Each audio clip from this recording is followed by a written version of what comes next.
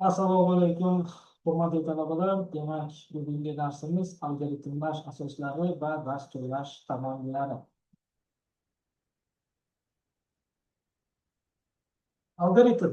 Algoritm bu aniq bir masalani hal qilish uchun belgilangan ketma-ket amallar majmuasi bo'lib, u kirish ma'lumotlarni qabul qilib, chiqish natijalarini hosil qiladi. Algoritm informatika fanining eng asosiy tushunchasi bo'lib, dasturlash jarayonida asosiy tayanch sifatida xizmat qiladi.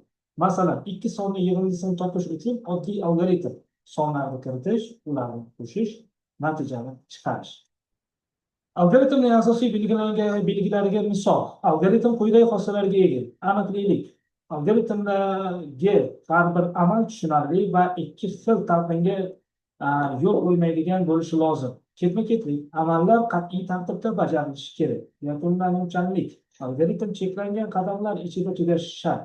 Umumiylik. Bir algoritm shu turdagi barcha masalalarni yecha olishi kerak. Algoritmning qo'llanilish sohasi. Algoritmlar hayotiy deyarli barcha sohalarda qo'llaniladi. Matematika va fizika, murakkab hisob-kitoblarni soddalashtirish, kompyuter dasturlarida operatsion tizimlardan tortib oddiy ilovalargacha algoritmlar asosida ishlaydi. Robototexnika, robotlarning harakati algoritmlar yordamida boshqariladi. Tibbiyot va iqtisodiyot, diagnostika, prognozlash va tahlil qilish jarayonlari algoritmik yechimlarga asoslanadi. Algoritmlarning yozilish usullari. Algoritmlarni turlicha ifodalash mumkin. Birinchisi, so'zlar orqali. Oddiy til vositasida bosqichma-bosqich izohlanadi. Blok sxema. Algoritmni grafik shaklda ko'rsatish. Boshlash, qaror qabul qilish, amal bajarish bloklari. Psevdokodlar. Dasturlash tiliga yaqin yozuv, ammo kompyuterda bajarilmaydi. Algoritm tuzilmalari. Algoritmlashda 3 ta asosiy tuzilma mavjud. Birinchisi, chiziqli. Amallar ketma-ketlikda bajariladi. Ikkinchisi, tarmoqlanuvchi. Shartli operatorlar yordamida turli yo'nalishlarda ishlaydi. Uchinchisi, takrorlanuvchi tuzilma. Ma'lum amal qayta-qayta bajariladi. Chiziqli tuzilma uchun misol qilib, chiziqli algoritmda barcha amallar ketma-ket bajariladi. Misol uchun, ikki sonni kiritish a va b. Ularni qo'shish a plus b, natijani chiqarish. Shartli algoritmlarga qarorga asoslanadi. Misol uchun, agar a katta b bo'lsa, ekranga a katta deb chiqadi. Aks holda esa b katta yoki teng deb chiqadi. Dasturlash tillarida bunday operatorlar if else ko'rinishida yoziladi. Uchinchidagi takrorlanuvchi tuzilmamizda takrorlanuvchi tuzilma amalni bir necha marta qayta bajarishga imkon beruvchi sikl. Misol uchun, 1 dan 10 gacha sonlarga chiqarish uchun for sikl ishlatiladi. For i in range. Print in. Dasturlash tili tushunchasi. Xo'sh, dasturlash tili bu inson va kompyuter o'rtasidagi muloqot vositasi bo'lib, algoritmlarni aniq ko'rinishda ifodalash imkonini beradi. Har bir dasturlash tili o'zining sintaksisi va qoidalariga ega.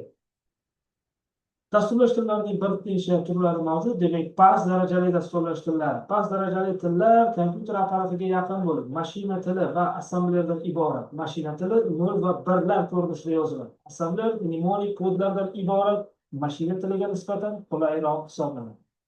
Yuqori darajali tillar. Yuqori darajali tillar inson tafakkuriga yaqin va o'qilishi qulay bo'ladi. Misol uchun, Python. Oddiy sintaksis, ilmiy hisoblash va sun'iy intellekt. C++, tezkor va kuchli. Java, mobil va web ilovalari uchun mashhur dasturlash tili.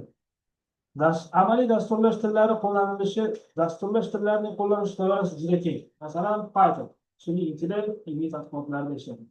C++ yoki C++ deyiladi. Tizimli dasturlash o'yinlar. Java, Android va web servislar. JavaScript, web sahifalar interaktivligi bo'yicha ishlaydi. Dasturlash tamoyillari tushunchasi. Dasturlash tamoyillari bu dastur yaratishda amal qilinadigan nazariy asoslar va qoidalar bo'lib, ular dasturiy ta'minoti samarali, ishonchli va o'qilishi qulay bo'lishini ta'minlaydi. Strukturaviy dasturlash. Strukturaviy dasturlash bu dastur tuzilishini oddiy 3 ta konstruksiyaga asoslab qurish. Ketma-ketlik, shart, sip. Modullarlik tamoyili asosida. Modullarlik tamoyili bu dasturiy tizimni mustaqil bo'limlarga ajratish. Afzalliklari esa dastur murakkabligini kamaytiradi, qayta ishlatish imkonini beradi, jamoaviy ishlashni osonlashtiradi. Obyektga yo'naltirilganlik dasturlash. OP deyiladi, obyektga yo'naltirilgan dasturlash. Zamonaviy dasturlash paradigmasi. Asosiy prinsiplar: obyekt, sinf, merosxo'rlik, inkapsulatsiya va poliformizm.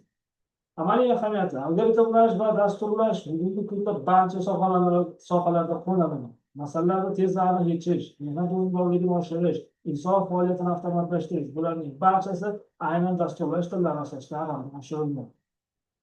Dasturlash va zamonaviy texnologiyalar. Dasturlash zamonaviy texnologiyalar asosini tashkil etadi. Sun'iy intellekt, robototexnika, Internet of Things, ya'ni narsalar interneti, big data va bundan boshqa barcha rivojlanayotgan texnologiyalarning asosini dasturlash tashkil etadi. Talabalar uchun qanday foydasi bor? Algoritmlash va dasturlashni o'rganish talabalar uchun muhim bo'lgan jihatlari quyidagi: mantiqiy fikrlashda rivojlantiradi, muammolarni tahlil qilish va samarali yechim topishga o'rgatadi, kasbiy faoliyatda IT texnologiyalaridan foydalanish imkonini beradi. Xulosa qilib aytganimizda, algoritmlash dasturlashning nazariy asosi hisoblanadi. To'g'ri tuzilgan algoritm samarali dastur yaratishga imkonini beradi. Bugungi kunda algoritmlash va dasturlash ko'nikmalarini har bir mutaxassis uchun ajralmas ehtiyojga aylangan hisoblanadi.